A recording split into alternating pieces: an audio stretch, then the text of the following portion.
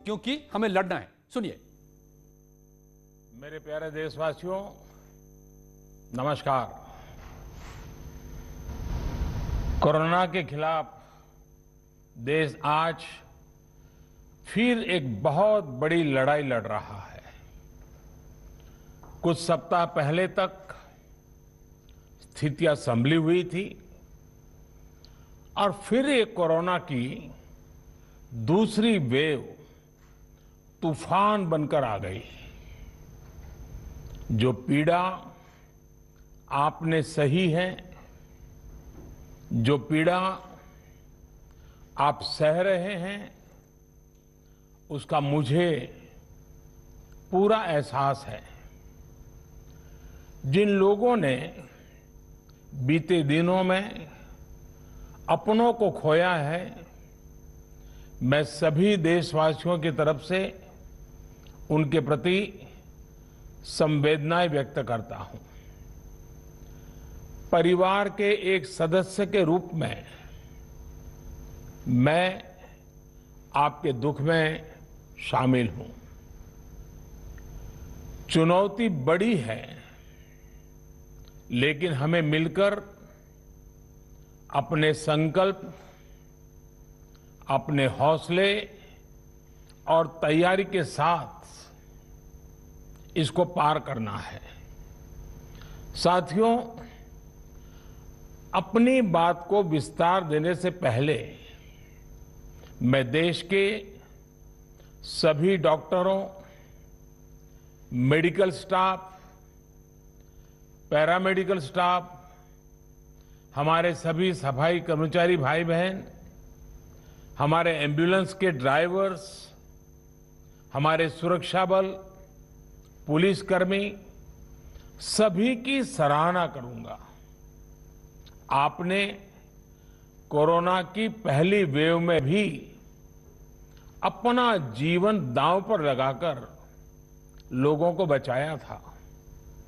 आज आप फिर इस संकट में अपने परिवार, अपने सुख, अपनी चिंता छोड़कर दूसरों का जीवन बचाने में दिन रात जुटे हुए हैं। साथियों, हमारे शास्त्रों में कहा गया है, त्याज्यम न धैर्यम विदुरेऽपि काले, अर्थात कठिन से कठिन समय में भी हमें धैर्य नहीं खोना चाहिए। किसी भी परिस्थिति से निपटने के लिए हम सही निर्णय लें, सही दिशा में प्रयास करें, तभी हम विजय हासिल कर सकते हैं। इसी मंत्र को सामने रखकर आज देश दिन रात काम कर रहा है। बीते कुछ दिनों में जो फैसले लिए गए हैं, जो कदम उठाए गए हैं, वो स्थिति को तेजी से सुधारेंगे। इस बार कोरोना संकट में देश के अनेक हिस्से में ऑक्सीजन की डिमांड बहुत ज्यादा बढ़ी है। इस विषय पर तेजी से और पूरी संवेदनशीलता के साथ काम किया जा रहा है। केंद्र सरकार, राज्य सरकारें, प्राइवेट सेक्टर, सभी की पूरी कोशिश है कि हर जरूरतमंद को ऑक्सीजन मिले। ऑक्सीजन प्रोडक्शन और सप्लाई को बढ़ाने के लिए भी कई स्तरों पर उपाय किए जा रहे हैं। राज्यों में नए ऑक्सीजन प्लांट्स हो, 1 लाख नए सिलेंडर पहुंचाने हो, औद्योगिक इकाइयों में इस्तेमाल हो रही ऑक्सीजन का मेडिकल इस्तेमाल हो, ऑक्सीजन रेल हो, हर प्रयास किया जा रहा है। साथियों, इस बार जैसे ही कोरोना के केस बढ़े, देश के फार्मा सेक्टर ने दवाइयों का उत्पादन और बढ़ा दिया है। आज जनवरी फरवरी की तुलना में देश में कई गुना ज्यादा दवाइयों का प्रोडक्शन हो रहा है। इसे अभी और तेज किया जा रहा है। कल भी मेरी देश की फार्मा इंडस्ट्री के बड़े जो प्रमुख लोग हैं, उसके जो एक्सपर्ट लोग हैं, उनसे बहुत लंबी चर्चा हुई है। प्रोडक्शन बढ़ाने के लिए हर तरीके से दवाई कंपनियां की मदद ली जा रही है। हम सौभाग्यशाली हैं कि हमारे देश के पास इतना बड़ा मजबूत फार्मा सेक्टर है जो बहुत अच्छी और तेजी से दवाइयां बनाता है। इसके साथ ही अस्पतालों में बेड की संख्या को बढ़ाने का भी काम तेजी से चल रहा है। कुछ शहरों में ज्यादा डिमांड को देखते हुए विशेष और विशाल कोविड हॉस्पिटल बनाए जा रहे हैं। साथियों, पिछले वर्ष जब देश ने कोरोना के कुछ ही मरीज सामने आए थे, उसी समय भारत में कोरोना वायरस के खिलाफ प्रभावी वैक्सीन के लिए काम शुरू कर दिया था। हमारे वैज्ञानिकों ने दिन रात एक करके बहुत कम समय में देशवासियों के लिए वैक्सीन विकसित की है। आज दुनिया की सबसे सस्ती वैक्सीन भारत में है। भारत की कोल्ड चेन व्यवस्था के अनुकूल वैक्सीन हमारे पास है। इस प्रयास में हमारे प्राइवेट सेक्टर ने इनोवेशन और एंटरप्राइज की भावना का बेहतरीन प्रदर्शन किया है। वैक्सीन्स की अप्रूवल्स और रेगुलेटरी प्रोसेसेस को फास्ट ट्रैक पर रखने के साथ ही सभी साइंटिफिक और रेगुलेटरी मदद को बढ़ाया गया है।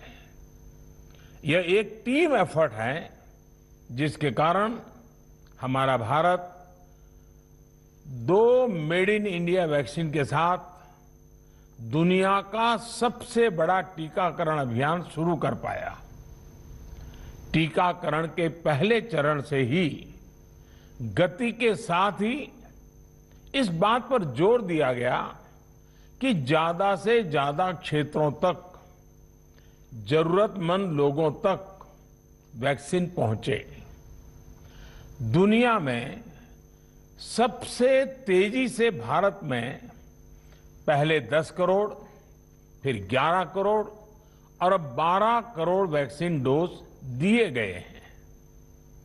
आज कोरोना से इस लड़ाई में हमें हौसला मिलता है कि हमारे health care workers, frontline corona warriors और सीनियर सिटीजन्स के एक बड़े हिस्से को वैक्सीन का लाभ मिल चुका है। साथियों, कल ही वैक्सीन को लेकर हुए एक और अहम फैसला भी हमने किया है। 1 मई के बाद से 18 वर्ष की ऊपर के किसी भी व्यक्ति को वैक्सीनेट किया जा सकेगा। अब भारत में जो वैक्सीन बनेगी उसका आधा हिस्सा सीधे राज्यों और अस्पतालों को भी मिलेगा।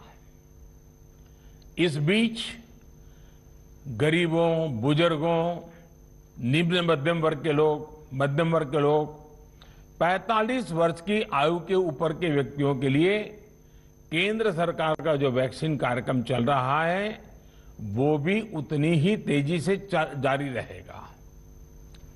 पहले की तरह ही सरकारी अस्पतालों में मुफ्त वैक्सीन मिलती रहेगी, जिसका फायदा, जैसा मैंने कहा, हमारे गरीब परिवार हो, हमारे मध्यम वर्ग, निम्न मध्यम वर्ग के परिवार हो, वो उनका लाभ उठा सकेंगे। साथियों, हम सभी का प्रयास जीवन बचाने के लिए है, और जीवन बचाने के लिए तो है ही, प्रयास से भी ये है कि आर्थिक गतिविधियां और आजीविका कम से कम प्रभावित हो। प्रयास का तरीका यही रखा जाए। वैक्सीनेशन को 18 वर्ष की आयु के ऊपर के लोगों के लिए ओपन करने से शहरों में जो हमारे वर्कफोर्स है उसे तेजी से वैक्सीन उपलब्ध होगी। राज्यों और केंद्र सरकार के प्रयासों से श्रमिकों को भी तेजी से वैक्सीन मिले लगेगी। मेरा राज्य प्रशासन से आग्रह है कि वो श्रमिकों का भरोसा जगाए रखे। उनसे आग्रह करें कि वो जहां है वहीं रहे। राज्यों द्वारा दिया गया ये भरोसा उनकी बहुत मदद करेगा कि वो जिस शहर में है वहीं पर अगले कुछ दिनों में वैक्सीन भी लगेगी और उनका काम भी बंद नहीं होगा।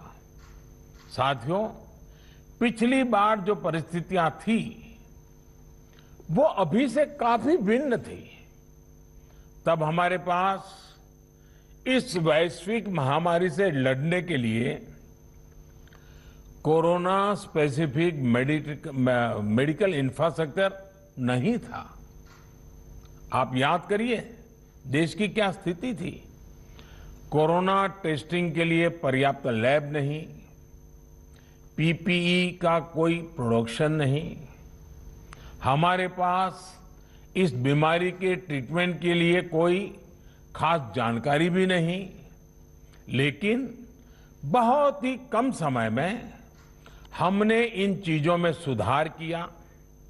आज हमारे डॉक्टरों ने कोरोना के इलाज की बहुत ही अच्छी एक्सपर्टीज हासिल कर ली है। वो ज्यादा से ज्यादा जीवन बचा रहे हैं। आज हमारे पास बड़ी मात्रा में पीपीई किट्स हैं, लैब्स का बड़ा नेटवर्क है और हम लोग टेस्टिंग की सुविधा को निरंतर बढ़ा रहे हैं। साथियों, देश ने कोरोना के खिलाफ अब तक बहुत मजबूती से और बहुत धैर्य से लड़ाई लड़ी है। इसका श्रेय आप सभी को, सभी देशवासियों को ही जाता है। अनुशासन और धैर्य के साथ कोरोना से लड़ते हुए आप देश को यहां तक लाए हैं। मुझे विश्वास है जन भागीदारी की ताकत से हम कोरोना के इस तूफान को भी परास्त कर पाएंगे। आज हम अपने चारों ओर देख रहे हैं कि कैसे कई लोग, कई सामाजिक संस्थाएं जरूरतमंदों तक मदद पहुंचाने में दिन रात जुटे हैं। दवाई पहुंचाना हो, खाने या रहने की व्यवस्था करनी हो, लोग पूरे मनोयोग के साथ काम कर रहे हैं। मैं इन सभी के सेवा भाव को आदरपूर्वक नमन करता हूं और देशवासियों से अपील करता हूं कि अधिक से अधिक मात्रा में इस संकट की घड़ी में देशवासी आगे आएं और जरूरतमंदों तक मदद पहुंचाएं। समाज के पुरुषार्थ और सेवा के संकल्प से ही हम ये लड़ाई जीत पाएंगे। मेरा युवा साथियों से अनुरोध है कि वो अपनी सोसाइटी में, मोहल्ले में, अपार्टमेंट्स में छोटी छोटी कमेटियां बनाकर कोविड अनुशासन पालन करवाने में मदद करें। हम ऐसा करेंगे तो सरकारों को न कभी कंटेनमेंट जोन लगाने की जरूरत पड़ेगी, न कर्फ्यू लगाने की जरूरत पड़ेगी और लॉकडाउन का तो सवाल ही नहीं उठता है, आवश्यकता ही नहीं पड़ेगी। स्वच्छता अभियान के समय देश में जागरूकता फैलाने के लिए मेरे बाल मित्रों ने बहुत मदद की थी। छोटे छोटे बालक, 5वीं, 7वीं, 8वीं, 10वीं में पढ़ने वाले, उन्होंने घर के लोगों को समझाया था, मनाया था। उन्होंने बड़ों को भी स्वच्छता का संदेश दिया था। आज मैं फिर अपने बाल मित्रों से एक बात विशेष तौर पर कहना चाहता हूं। मेरे बाल मित्र, घर में ऐसा माहौल बनाइए कि बिना काम, बिना कारण घर के लोग घर से बाहर न निकले। आपकी जीत बहुत बड़ा परिणाम ला सकती है। प्रचार माध्यमों से भी मेरी प्रार्थना है कि ऐसे संकट की घड़ी में वो लोगों को सतर्क और जागरूक करने के लिए जो प्रयास कर रहे हैं उसे और बढ़ाएं। इसके साथ ही इसके लिए भी काम करें कि डर का माहौल कम हो सके, लोग अफवाह और भ्रम में न आए। साथियों, आज की स्थिति में हमें देश को लॉकडाउन से बचाना है। मैं राज्यों से भी अनुरोध करूंगा कि वो लॉकडाउन को अंतिम विकल्प के रूप में ही इस्तेमाल करें। लॉकडाउन से बचने की भरपूर कोशिश करनी है और माइक्रो कंटेनमेंट जोन पर ही ध्यान केंद्रित करना है। हम अपनी अर्थव्यवस्था की सेहत भी सुधारेंगे और देशवासियों की सेहत का भी ध्यान रखेंगे। साथियों, आज नवरात्रि का आखिरी दिन है। कल रामनवमी है और मर्यादा पुरुषोत्तम श्री राम का हम सभी को यही संदेश है कि हम मर्यादाओं का पालन करें। कोरोना के इस संकट काल में कोरोना के बचने के जो भी उपाय है, कृपया करके उनका पालन 100% करिए। दवाई भी, कड़ाई भी, इस मंत्र को कभी भी भूलना नहीं है। ये मंत्र जरूरी है, वैक्सीन के बाद भी जरूरी है। रमजान के पवित्र महीने का भी आज 7वां दिन है। रमजान हमें धैर्य, आत्मसंयम और अनुशासन की सीख देता है। कोरोना के खिलाफ जंग जीतने के लिए अनुशासन भी, उसकी भी उतनी ही जरूरत है। जब जरूरी हो तभी बाहर निकले। कोविड अनुशासन का पूरा पालन करें। मेरा आप सभी से यही आग्रह है। मैं आपको फिर ये भरोसा देता हूं, आपके इस साहस, धैर्य और अनुशासन के साथ जुड़कर आज जो परिस्थितियां हैं उन्हें बदलने में देश कोई कोर कसर नहीं छोड़ेगा। आप सभी स्वस्थ रहें, आपका परिवार स्वस्थ रहे, इसी कामना के साथ मैं अपनी बात समाप्त करता हूं। आपका बहुत बहुत धन्यवाद।